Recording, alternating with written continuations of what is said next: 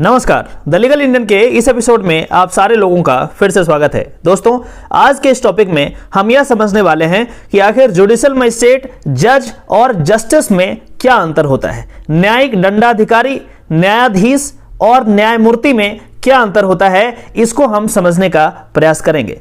इस टॉपिक को समझने से पहले हमें यह समझना पड़ेगा कि आखिर हायरार्की ऑफ द कोर्ट किस तरीके से काम करती है। भारत में यदि आप हायरार्की ऑफ द कोर्ट की बात करें तो बहुत संक्षेप में मैं आपको बताना चाहूंगा कि सबसे शीर्ष न्यायालय जो होता है वो माननीय सर्वोच्च न्यायालय सुप्रीम कोर्ट ऑफ इंडिया होता है। उसके बाद हाई कोर्ट होता है, उसके बाद डिस्ट्रिक्ट एंड सेशंस कोर्ट होते हैं और उसके बाद सबसे निचली पायदान पे सबऑर्डिनेट जुडिशरी होती है, जिसको हम सबऑर्डिनेट कोर्ट या फिर लोअर कोर्ट के नाम से भी जानते हैं। चलिए अब हम एक एक करके इन तमाम कोर्ट्स के बारे में समझने का प्रयास करते हैं और उसके बाद हम आपको बताएंगे कि जुडिशियल मजिस्ट्रेट, जज और जस्टिस में क्या अंतर होता है। सबसे पहला न्यायालय, यदि हम सबसे निचली न्यायालय की बात करें, वो होता है सबऑर्डिनेट कोर्ट।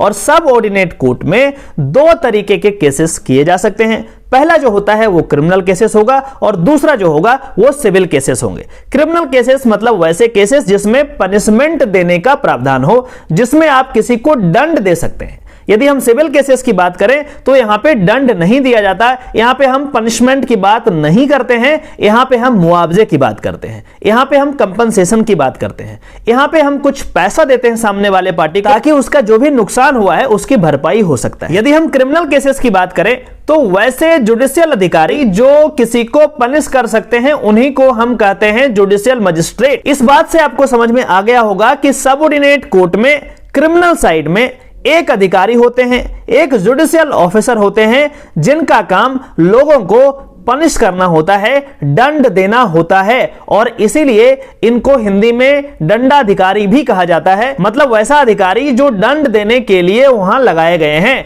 और इन्हीं को हम इंग्लिश में जुडिशियल मजिस्ट्रेट कहते हैं। ठीक उसी प्रकार से जो सिविल केसेस देखते हैं, जो व्यवहारिक केसेस देखते हैं, उनको हम सिविल जज कहते हैं। ये सबऑर्डिनेट कोर्ट की बात मैं कर रहा हूं। अब हम आगे बढ़ते हैं। चलिए अब हम बात करते हैं डिस्ट्रिक्ट एंड सेशंस कोर्ट का।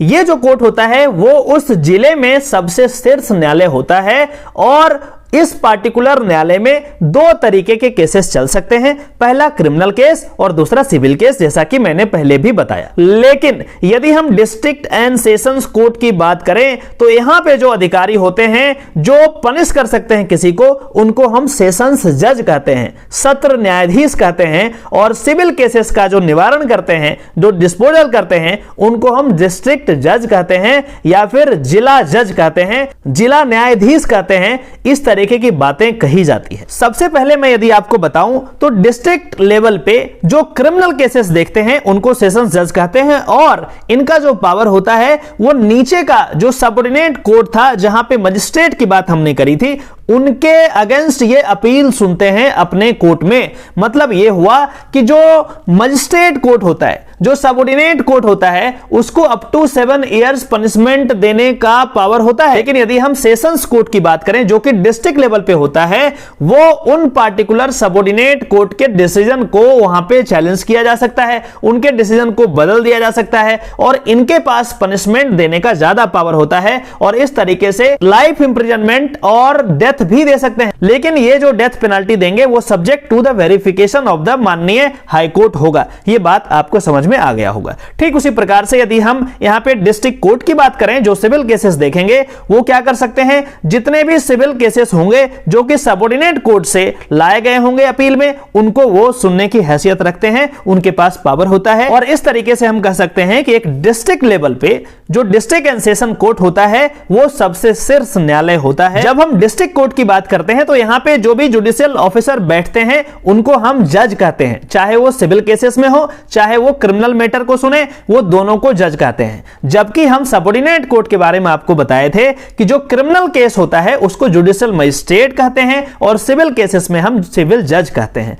लेकिन जब हम डिस्ट्रिक्ट एंड सेशन कोर्ट की बात करेंगे तो यहां पे चाहे मैटर सिविल हो या मैटर क्रिमिनल हो, दोनों को जज ही कहा जाता है। तो यह अंतर आपको अभी तक समझ में आ गया होगा कि जुडिशियल मजिस्ट्रेट में और एक जज में क्या अंतर होता है। यदि हम आगे बात करें हाई कोर्ट का, तो हाई कोर्ट के पास जो पावर होता है, they can hear both civil and criminal cases. वहां पे अलग अलग से हायरार्की नहीं होता कि ये सिविल केसेस देखेंगे, ये क्रिमिनल केसेस देखेंगे, ऐसी बातें नहीं होती। हाई कोर्ट में कोई भी जज क्रिमिनल या सिविल केसेस दोनों देख सकते हैं और यहां पे जो जज होते हैं उनको कहा जाता है जस्टिस। जस्टिस का मतलब होता है न्यायमूर्ति। ऐसा माना जाता है कि इनका प्रेजेंस होना ही न्याय है और इनको न्याय का प्रतिरूप या न्याय का प्रतिबिंब भी माना जाता है और इसीलिए इनको न्यायमूर्ति कहा जाता है। मतलब वैसा मूर्ति जो न्याय के लिए बना हो, इसीलिए इनको न्यायमूर्ति कहा जाता है। चलिए हम कुछ और बात करते हैं हाई कोर्ट का। High court can hear appeal from district and session court with in the state.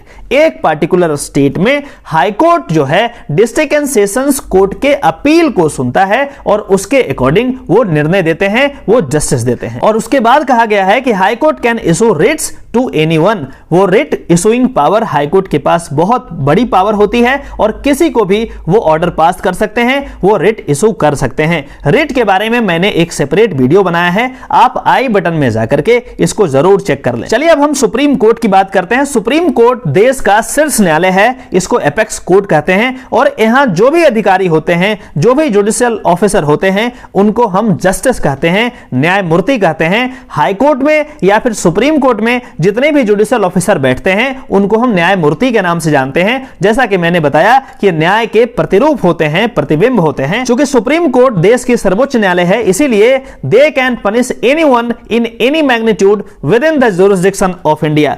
तो ये इंडिया के जुरिसडिक्शन में किसी को भी किसी तरीके से पनिश करते हैं, जैसा भी इनको सही लगता है ये कर सकते हैं। तो इस तरीके से हम यह कह सकते हैं कि जो सबऑर्डिनेट कोर्ट होता है वो छोटा कोर्ट होता है और उसका जुरिसडिक्शन सीमित होता है। यदि हम डिस्ट्रिक्ट एंड सेशन कोर्ट की बात करें तो उनका जुरिसडिक्शन जो होता है वो पूरे डिस्ट्रिक्ट लेवल तक होता है। ठीक उसी प्रकार से यदि हम ऊपर और चले जाएं, हाई कोर्ट का जुरिसडिक्शन की बात करें तो पूरे स्टेट में इनका जुरिसडिक्शन होता है। पूरे स्टेट में ये किसी को भी पनिश कर सकते हैं, कोई भी केस ये डील कर सकते हैं। और यदि हम नेशनल कोर्ट की बात करें तो ये सुप्रीम कोर्ट होता है जो कि with in the territory of India कोई भी डिसीजन ले सकते हैं, किसी को भी पनिश कर सकते हैं। दोस्तों इस छोटे से वीडियो में हमने यह जानने का प्रयास करा है कि आखिर जुडिशियल मजिस्ट्रेट, न्यायिक दंडाधिकारी, जजेस, न्यायाधीश या फिर जस्टिस, न्यायमूर्ति में आखिर क्या अंतर होता है, ये कहां कहां बैठते हैं, इनका क्या जुरिसडिक्शन होता है, ये कितना पनिशमेंट दे सकते हैं, इत्यादि इत्यादि। दोस्तों मुझे विश्वास है कि इस वीडियो के माध्यम से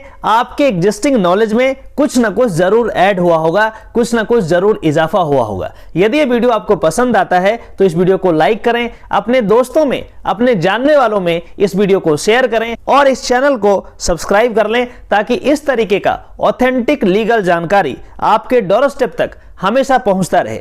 चलिए फिर से मिलते हैं किसी और टॉपिक में, तब तक के लिए नमस्कार, अपना ध्यान रखिए और इसी तरीके से लॉ की जानकारी को बढ़ाते रहिए।